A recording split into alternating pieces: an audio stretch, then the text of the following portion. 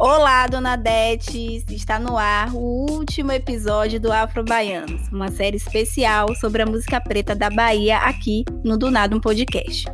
Depois de passar por tantos ritmos e reverenciar cantores e compositores de outras gerações, o episódio de hoje será dedicado aos novos sons da cena afro-baiana. Eu sou Milena Anjos. Eu sou Mariana de Paula. Eu sou Leandro Souza. E para encerrar essa temporada maravilhosa do Afro-Baianos, a gente vai falar sobre o quê, gente? Sobre os novos sons, o que é que tá rolando agora na cena cultural baiana. Atualmente, a música preta da Bahia tem se destacado na cena nacional. Nomes como Lued Luna, Larissa Luz, Xenia França, Josiara, Baco Exu do Blues, Jadissa Castro, Giovanni Cidreira e a Tocha estão mudando a cara da música popular brasileira com uma personalidade bem baiana, mesclando ritmos cada vez mais modernos e as diversas tradições que já falamos também ao longo aqui da série, como o samba reggae, afoxés e o pagodão de Salvador. Nesta nova fase, percebe-se uma mistura nas sonoridades e também uma participação maior de mulheres e LGBTQIA+. Ao invés do lançamento de álbuns, quem tem dominado o cenário são os singles, realizados em parceria com outros artistas ou collabs com produtoras independentes. Outra novidade que tem se destacado é o investimento na produção audiovisual, com produções de clipes independentes e álbuns visuais que marcam a época, com artistas novos conduzindo grandes trabalhos, alguns deles sendo premiados nacionalmente e internacionalmente. Exato. Nos últimos anos, tivemos Xenia França sendo indicada ao Grammy Latino em 2018, Bluesman de Baco Exu do Blues vencendo o Grand Prix do Festival Cannes Lions em 2019, a Tocha sendo premiado como a melhor live no Music Festival Awards em 2020, Lued também foi consagrada como o melhor álbum no Women's Music Event Awards em 2020, e Xenia e Baco foram indicados por melhor videoclipe no Berlin Music Video Awards em 2019, pelos clipes de Bluesman para Baco e para Xenia com Pra Que Me Chamas. E para falar mais sobre esses novos sons, convidamos para este episódio Camila Brito, idealizadora da Coliga Produções, produtora da Denda Coletiva e mestre em Cultura e Sociedade pela UFBA. Também teremos Edmila Barros, produtora há mais de 10 anos, formada em turismo e pós-graduando em assessoria de comunicação integrada em redes sociais. E também o jornalista e assessor Marcelo Argolo, mestrando em comunicação na UFRB e idealizador da plataforma Ando Digital, um site sobre jornalismo musical com foco na produção baiana. E para iniciar essa rodada agora de entrevistas, com os nossos convidados, vamos chamar a primeira convidada, que é Camila Brito. Ela que é produtora cultural já há 10 anos, na cena cultural de Salvador, e que trabalha com a Coliga Produções, uma produtora independente, idealizada por ela. E para começo de conversa, Mila, queria te dar as boas-vindas, obviamente, por ter aceitado participar do nosso podcast. E queremos saber logo de início como foi que surgiu a ideia de criar a Coliga Produções, que é essa produtora independente com foco nas artes e culturas negras e indígenas, e também qual a provocação que a multiplataforma Batida das Pretas, que é um projeto que teve início agora nesse semestre, nesse primeiro semestre de 2021, o que é que essa Batida das Pretas propõe trazer para o cenário musical de Salvador? Criei a Coliga Produções no final de 2019. Era um momento da minha vida que eu estava sem emprego, tinha voltado para casa de minha mãe, estava frustrada com o mercado cultural. E a essa altura eu já tinha uns 10 anos atuando com produção e gestão em cultura. Mas ainda assim não consegui um emprego, os freelas que rolavam eram mal remunerados ou não me traziam uma satisfação profissional. Então eu pensava que se era para trabalhar de graça ou por pouca grana para projetos de pessoas brancas, eu, com certeza, preferia colaborar voluntariamente em projetos de pessoas negras e indígenas, que é onde eu via sentido. Eu lembro que, na época, desenvolvi um trabalho com a aldeia Tucum, Tupinambá de Olivença, de formação de agentes culturais, e também fazia o gerenciamento de carreira da cantora e compositora Yane Gonzaga. E fui me jogando também em projetos, que eu acreditava, tudo voluntariamente ou com pouca grana mesmo. Nesse momento eu estava mais interessada em colaborar e desenvolver projetos que de fato tivessem propósito para nossas comunidades negras, indígenas, que tivessem nosso protagonismo e contribuíssem na construção de um bem viver para nós. Então, quando eu crio a Coliga Produções, foi nessa ideia de me organizar melhor enquanto produtora cultural independente, organizar as ideias que já vinham sendo construídas, né, a partir dos movimentos que eu já fazia parte, e me posicionar no mercado com propósito. Aí eu crio o MEI da produtora e vou investindo minha energia nessa estruturação.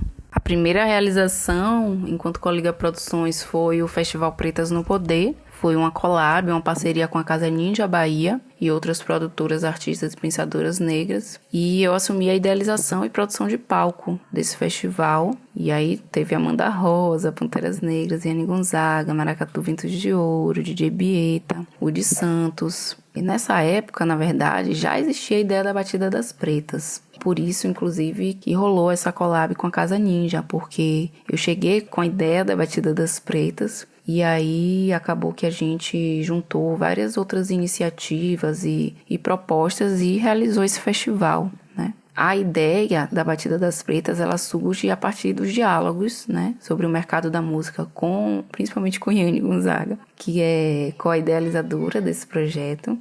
A gente estava preocupado em pensar estratégias e soluções para fortalecer a cena musical de mulheres negras e indígenas na Bahia, não só com foco nas artistas, mas em toda a rede que integra esse mercado, produção, técnica, comunicação. Então, nossa ideia com a Batida das Pretas é consolidar uma multiplataforma que atua com fomento, profissionalização, formação, difusão de artistas, além da articulação de estudos e pesquisas com esse recorte, porque a gente não tem, né, uma produção de dados e indicadores que ajude a gente a entender melhor como o mercado da música está posto para nós. Esse ano conseguimos realizar o primeiro Festival Batida das Pretas, com apoio financeiro da Lei Aldir Blanc, onde tivemos 6 shows, 3 oficinas, lançamos playlists, tudo acontecendo online e gratuito. Então, a provocação que a Batida das Pretas traz é essa, um chamado de prosperidade para a nossa música. A gente quer, com esse projeto, colaborar no reconhecimento do legado musical que nossas mais velhas e ancestrais deixaram. Queremos reconhecer e valorizar o trabalho que profissionais baianas vêm desenvolvendo no campo da música. Romper com os ciclos de migração que levam muitas artistas para os eixos Rio-São Paulo, não como uma escolha, mas como um único caminho assim de consolidação de carreira. E é isso, a gente quer, a partir do fortalecimento dessa cena local, dizer que ainda é possível construir coletivamente uma cena próspera que também estimule novos talentos, né? Que também esteja aberta a novos talentos. A gente é um estado de uma imensa criatividade musical, mas falta muito para que isso seja reconhecido e valorizado, né? Não à toa, muitas iniciativas privadas e empresários têm aportado em Salvador, têm aportado na Bahia, em busca dessa Bahia que é inovadora, que é criativa. Mas o que a gente não quer mais aceitar é que falem de nós sem nós, que cantem nossa música sem a nossa voz. Então a gente tem se preocupado com essa organização, né, local, para que a gente consiga se relacionar melhor com esse mercado de uma forma geral, né? O propósito é grande, mas faltamos a essa ideia de aquilombamento na música, entendendo que sozinhas não conseguimos. E aí eu aproveito para destacar outras iniciativas que dentro de suas particularidades somam nesse propósito, que é o Frequências Preciosas, Projeto Tamboreia Percussiva, Melanina Canta, a Ceorim, que são projetos baianos que vale muito a pena acompanhar. Massa! Temos visto também que nos últimos anos as mulheres têm assumido um protagonismo maior no cenário da música baiana e isso não tem se dado apenas nos palcos. A gente também tem percebido isso, uma participação muito forte no comando técnico e de produção nos bastidores. Considerando a sua trajetória como produtora, quais os maiores desafios e as maiores conquistas que esse protagonismo tem representado hoje na cena musical? Olha, a sua pergunta me fez lembrar de uma situação na própria realização do Festival Batida das Pretas, ou seja, muito recentemente. A gente estava chegando para fazer uma visita técnica em um estúdio aqui de Salvador, e aí no final da visita, né, aquela conversa e tal, com os donos do estúdio, aí eles chegaram e disseram assim: empoderamento agora é moda, né? Tudo agora é empoderamento. E a gente ficou assim, né? eu estava junto com Yane, e aí um olhou para outra e ficou aquela coisa, meu Deus, poxa, a gente estava ali como contratante do serviço, eles sabiam do que se tratava o projeto, mas por quê, né? Aquele homem branco se sentindo no direito de dizer isso.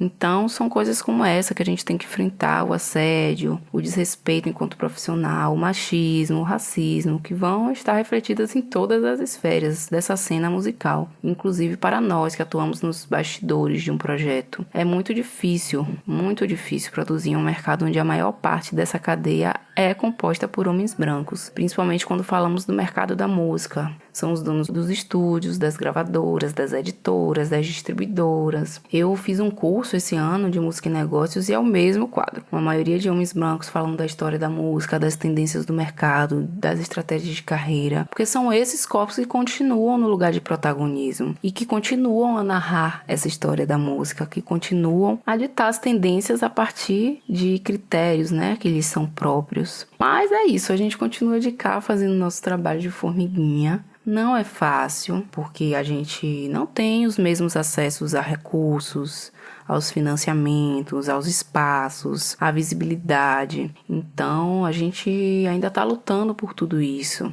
Mas o que me faz de fato continuar nessa missão é entender que muitas abriram caminhos antes de nós. E agora continuamos essa empreitada, né? E o que também me inspira a continuar é reconhecer as trajetórias de outras produtoras, outras profissionais incríveis que estão aí atuando nesse mercado da música na Bahia. Edmília Santos, Beatriz Almeida, Ana GB, Laísa Gabriela, além de tantas outras coletivas e movimentos que são protagonizadas por mulheres pretas, como Selo em Sabas, e enfim, são tantas que é isso que me inspira assim a continuar trabalhando com produção cultural, a continuar trabalhando no mercado da música. Maravilha, Mila. E para terminar, qual a sua opinião sobre os novos sons e ritmos que estão comandando, né, essa nova cena da música preta e indígena da Bahia? E quais artistas você destacaria nesse novo cenário? Missão difícil, viu? Vocês me quebram. Mas é muita coisa boa acontecendo na Bahia, a verdade é essa. E eu fico muito feliz em ver a música de Led Luna, por exemplo, se expandindo para todo o Brasil, ou cantoras indígenas como Catumirim, Caê Guajajara. Mas eu vou aproveitar para destacar alguns nomes e lançamentos de 2021 que eu recomendo acompanhar. Yane Gonzaga, que acabou de lançar o single College Mesmo, e em junho lança o EP Territoriamente, um EP que vem aí falando dos nossos corpos, da nossa linguagem, do nosso território. Temos aí Amanda Rosa, que é uma rapper de Ceabra que no Dia das Mães agora lança o clipe Dança do Viver. Raquel Reis, que é uma artista feirense, lançou essa delícia, que é o EP Encosta. Suede Nunes, que é uma artista do Recôncavo Baiano, e em abril ela lançou o álbum Travessia. Escutem, muito lindo esse álbum, muito forte. E é isso, são muitas, né?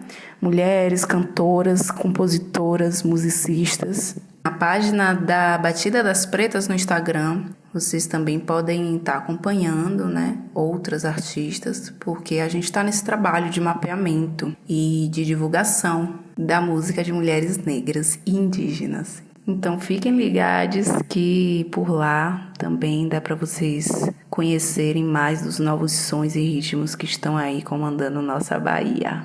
Perfeito, meu bem. Dica mais que anotada. Aproveitar já para te agradecer também, né, por essa participação em nosso episódio, o último dessa temporada. E foi muito bacana também a gente lançar os olhares, né, sobre esses bastidores também. A gente tem falado durante 9 episódios com artistas. E aí a gente encontrar também você nesse processo, falando também de como é essa repercussão por trás desses artistas, né? Por trás dos palcos e tudo mais. E foi uma contribuição muito bonita e muito bacana. Queremos te agradecer muito por aceitar esse nosso convite. Eu que agradeço imensamente o convite. Vocês sabem que eu sou uma dona Adete de carteirinha. Amo esse podcast, amo o programa de vocês. E vida longa. É isso que a gente quer para nós, para nossa cena, prosperidade. Então é o que eu desejo também para vocês que estão aí nos escutando e que produzem esse podcast maravilhoso. Um beijo e até a próxima.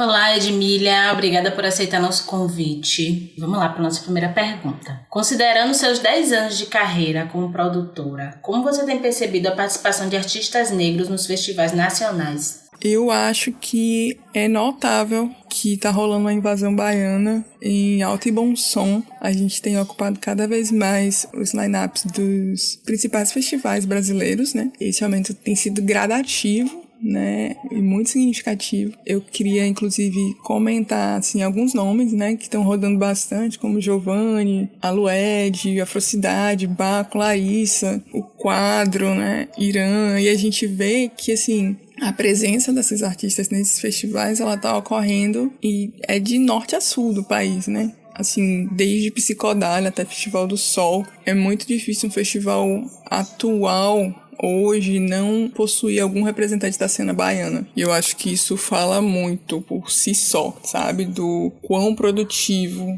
a gente se tornou, né? E quando eu falo dos últimos anos, eu tô falando de um espaço temporal de anos, de uns 10 anos, né? Quando eu falo nova cena, essa nova cena que já vem sendo regada e cultivada há um bom tempo. Massa, massa. E você acha realmente que estamos furando a bolha do eixo Rio-São Paulo ou as coisas não são bem por aí? As coisas não estão ainda tão fluidas assim? Na verdade, é bem por aí e também não é bem por aí. Demanda muita coisa a gente conseguir furar essa bolha, né? Por vezes são investimentos, por vezes é uma mudança de CEP mesmo, né? Às vezes o artista tem que se mudar para conseguir garantir melhores oportunidades também. A gente vê que isso tem diminuído, mas ainda é uma realidade, não tem como fugir disso. Até porque a questão de deslocamento, até para você fazer esse investimento de mostrar o teu trampo em outros lugares, é muito alta. Então, assim, dentro da programação de um festival faz muito mais sentido para eles puxarem um artista que já tá na cidade, que já tem um esquema ali montado, que já tem uma banda ali, do que trazer uma banda inteira de outro estado. Então isso também pesa muito na hora de montar uma programação, né? Então a gente enxerga que são vários empecilhos. A gente está falando de um país muito grande, né, gente? São, enfim, 215, quase 215 milhões de habitantes. Vou falar 215 porque o censo está atrasado.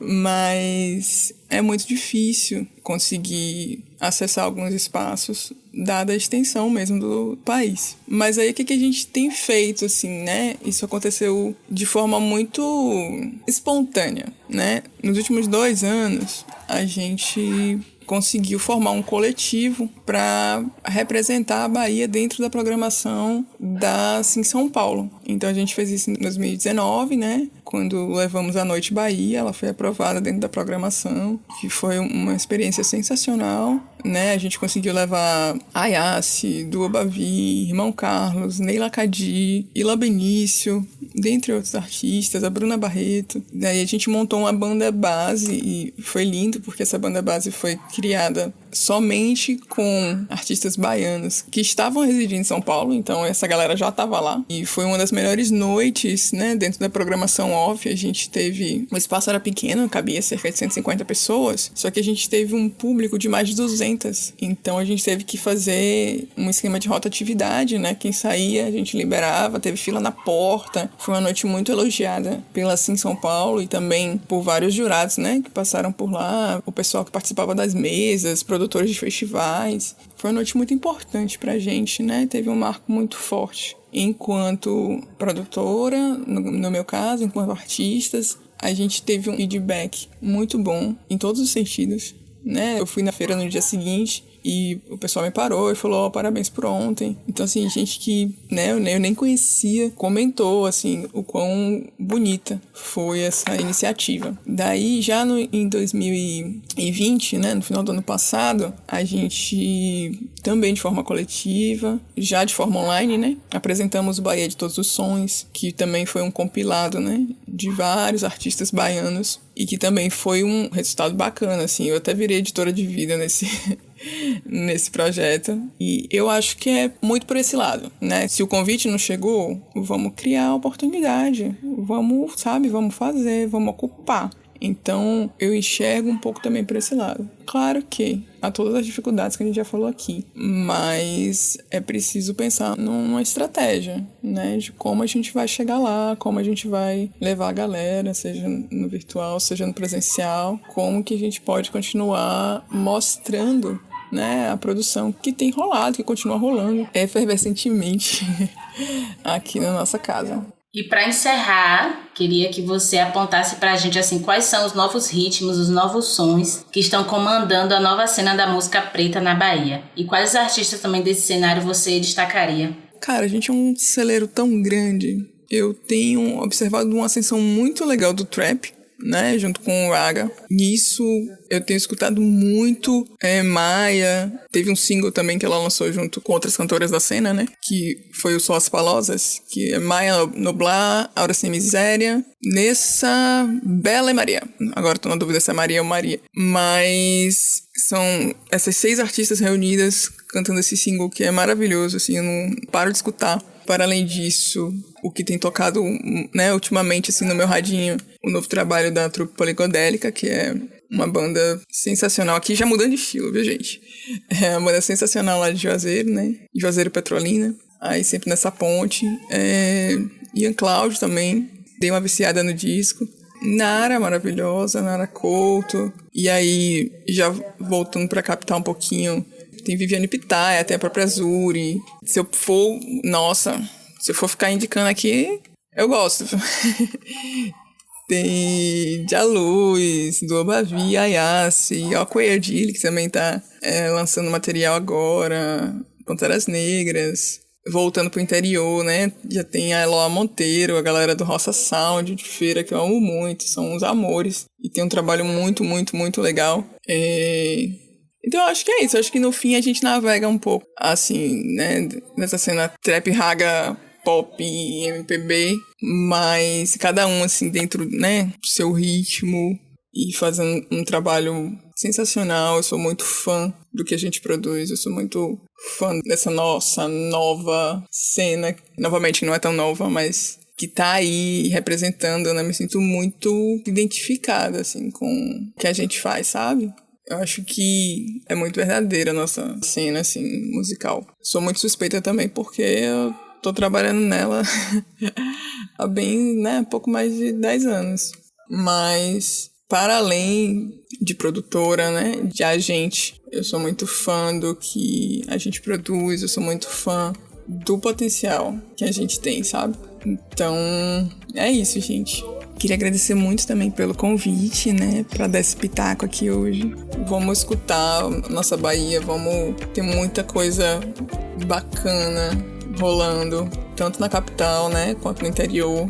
Vamos correr atrás e pesquisar mesmo, procurar novos nomes. É isso.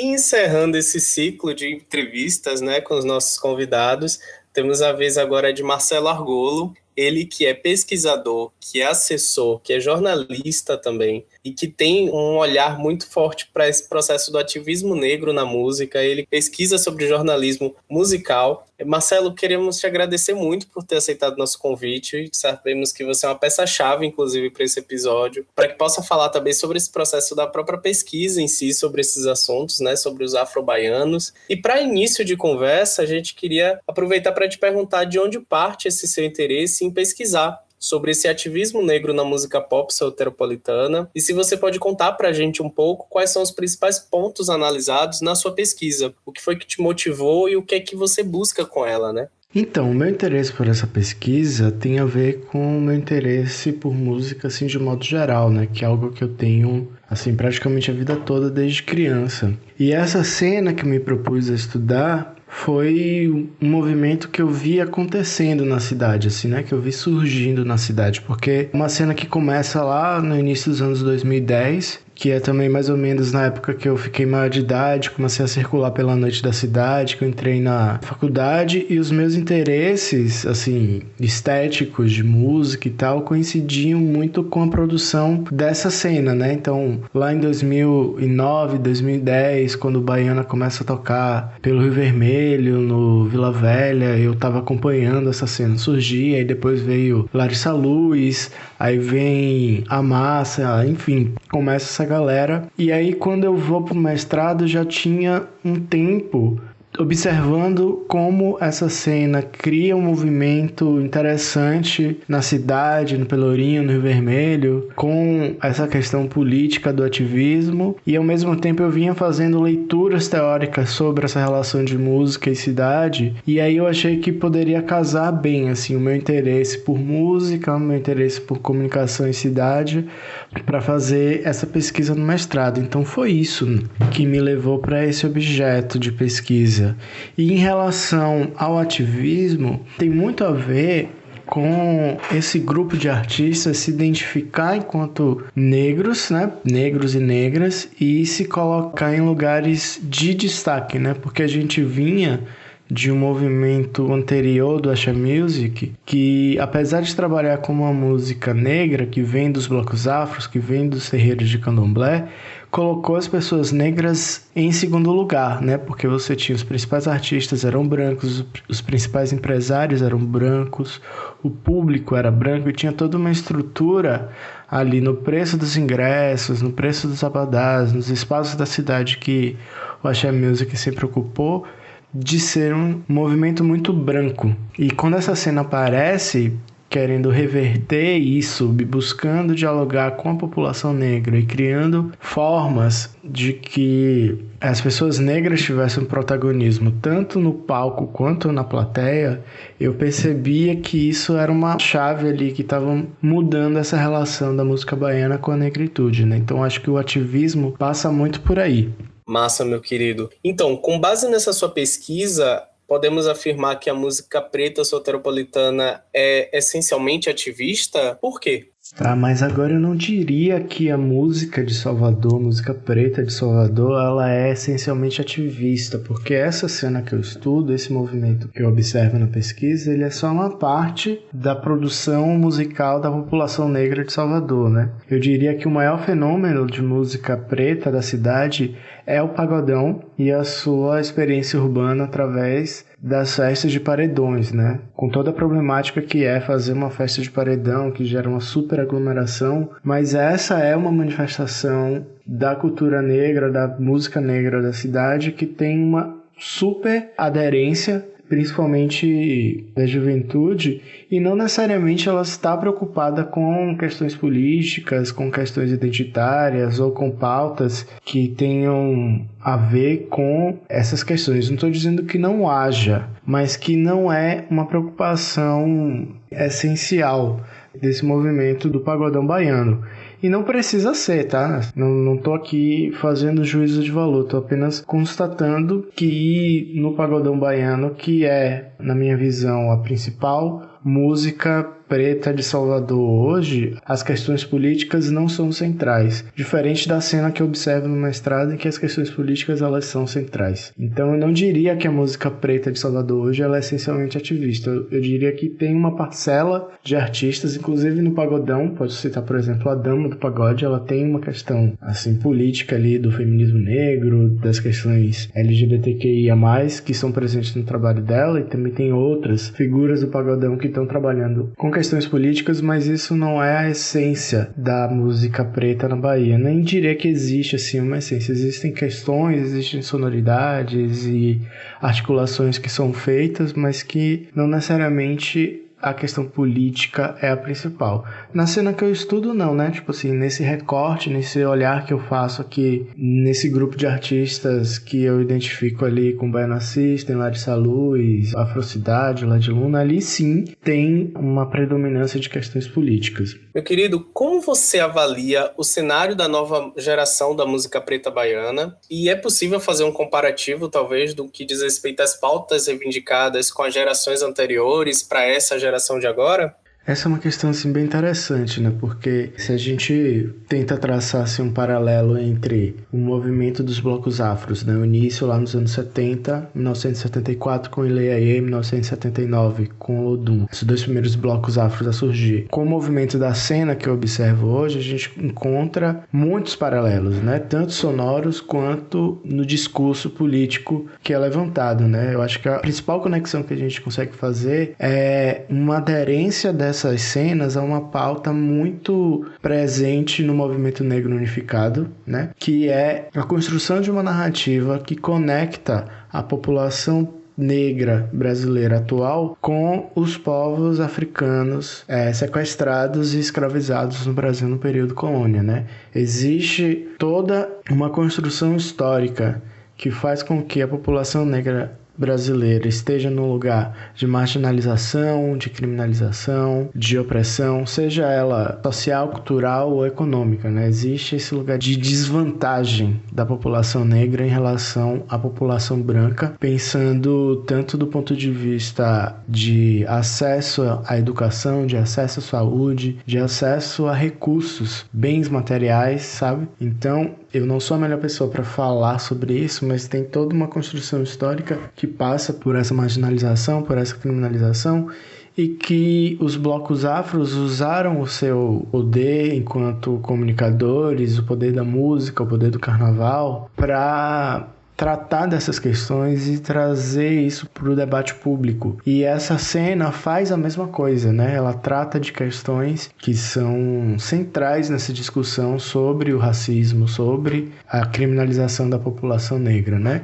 É obviamente que no detalhe essa cena, esses assuntos eles são diferentes, né? Porque as questões da população negra nos anos 70 são diferentes de hoje, né? Então, enquanto nos anos 70 a reivindicação estava em torno da relação com o passado africano, com a ancestralidade africana, com o cabelo Black Power, o cabelo Rastafari, que são formas de marcar sua negritude, celebrar sua negritude e afirmar sua negritude, né? Hoje, eu percebo que as questões passam muito mais pelas questões do empoderamento negro, pelo combate ao genocídio da juventude negra, passa por uma afirmação do lugar da religiosidade do candomblé, que também é uma questão que estava nos blocos afros, mas hoje aparece também de um jeito atualizado, num diálogo com o afrofuturismo, pensando que o orixá é uma força que me guia, que me guiará e que isso não me torna um ser menos civilizado. Acho que essas questões todas que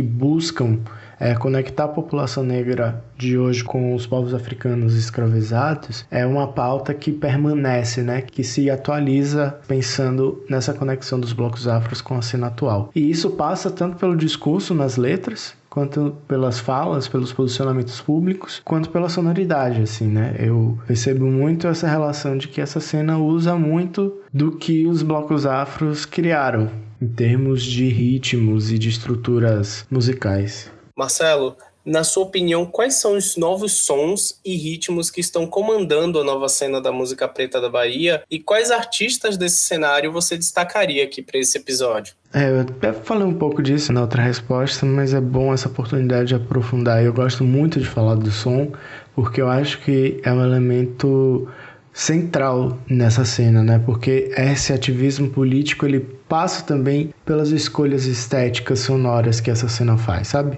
Em termos de ritmo, eu acho que boa parte da produção dessa cena passa pelos sons que os blocos afros criaram nos anos 70 e 80, principalmente o samba afro do Ileaie e o samba reggae, Olodum do Muzenza, né? São vários blocos afros que trabalham o samba reggae, mas assim, o Olodum é o que acabou ganhando mais destaque. A cena também trabalha muito com o Ijexá, dos toques de candomblé, e trabalha também com o groove arrastado do pagodão baiano. Mas faz esse trabalho com esses ritmos a partir de um diálogo com a música eletrônica, porque tem um esforço de construir um samba reggae a partir de beats eletrônicos, de construir o samba afro a partir dos beats eletrônicos, de fazer um ijexá com beats eletrônicos e fazer o groove arrastado com beats eletrônicos, né? Então tem todo um esforço de fazer esse diálogo com a música eletrônica.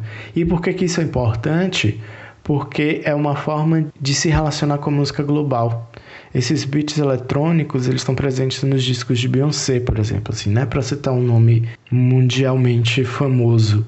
Então, quando você pega um som que é reconhecido no disco de Beyoncé e é reconhecido também no disco de Larissa Luz, no disco de Atocha, você cria uma possibilidade de diálogo global. Mas você não faz isso imitando, sabe? Você faz isso levando uma sonoridade que é genuína do seu lugar, da sua raiz, da sua matriz cultural. Então é muito forte, é muito potente para mim esse trabalho com a música eletrônica. E além disso tem uma questão econômica, porque gravar uma percussão de samba reggae, de samba afro, de groove arrastado com os instrumentos acústicos demanda uma estrutura muito grande. Assim. Nos anos 80 foi um grande desafio que o Axé Music encontrou, levar a sonoridade dos blocos afros e aquela percussão que eram tocadas na quadra dos blocos para dentro do estúdio e conseguir captar aquela energia. Então, superar essa barreira, do Axé Music deslanchou a partir dos anos 90 com Daniela Mercury, né, fazendo o Swing da Coca, foi a gravação que marcou ali. A partir daqui a gente dominou tudo e conseguiu captar energia. Foi inclusive a percussão do Olodum que gravou o Swing da Coca de Daniela Mercury lá no início dos anos 90. Então, assim, gravar a percussão com instrumentos acústicos dentro do estúdio é um grande desafio. E conseguir trazer essa energia para dentro dos beats eletrônicos torna isso muito mais acessível, porque você consegue que qualquer pessoa com domínio das ferramentas de música eletrônica consiga fazer isso. E você pode conseguir esses programas de forma gratuita na internet, aprender os tutoriais no YouTube, e um mês se dedicando a isso, você sai com uma música, com uma percussão super bem elaborada, toda construída em cima de beats eletrônicos, né? Então isso cria uma possibilidade de disseminação dessa cultura musical, que é muito potente para mim também, né? Então você tem, assim, alguns artistas dessa cena que trabalham em cima dessa construção dos ritmos afro-baianos com beats eletrônicos. Você tem Baiana System, você tem Afrocidade, Larissa Luz, Atocha faz muito isso. Tem uma figura muito importante também, Marral Pita, que trabalhou junto com Rafa Dias do Atocha lá no início dos anos 2010, quando eles tinham a dupla Massa, que fazia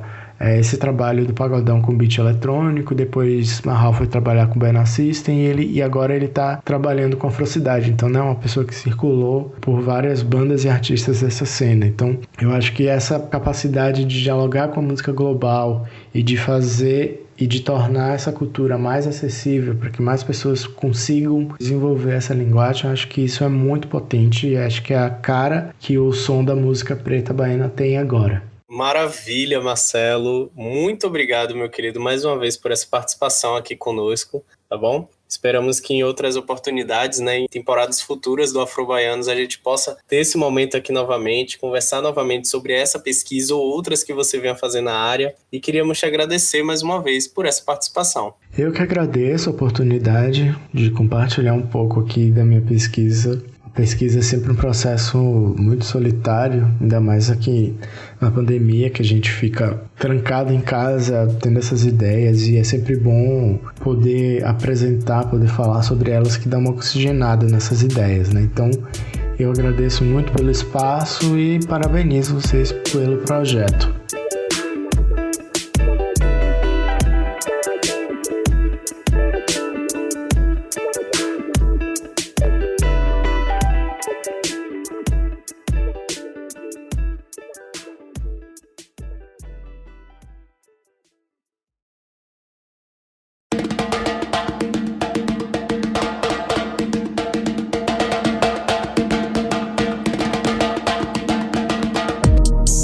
E é isso, gente. Encerramos aqui o último episódio dessa temporada maravilhosa do Afrobaianos, que a gente gostou muito de fazer para vocês. Sigam a gente nas redes sociais, continuem acompanhando os nossos trabalhos. A A gente com certeza aqui está se empenhando muito para fazer uma nova temporada, um novo trabalho para vocês. Quero agradecer também a nossa equipe, que trabalhou bastante para fazer essa série maravilhosa que a gente amou produzir. A primeira série do Nada, um podcast. E a gente está muito chiquérrimos.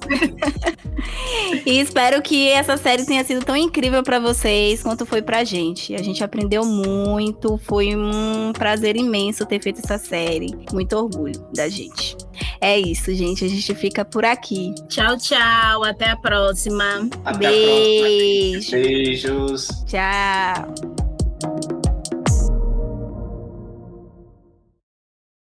O projeto tem o apoio financeiro do Estado da Bahia através da Secretaria de Cultura e da Fundação Cultural do Estado da Bahia, Programa Aldir Blanc Bahia, via Lei Aldir Blanc, direcionada pela Secretaria Especial da Cultura do Ministério do Turismo, Governo Federal.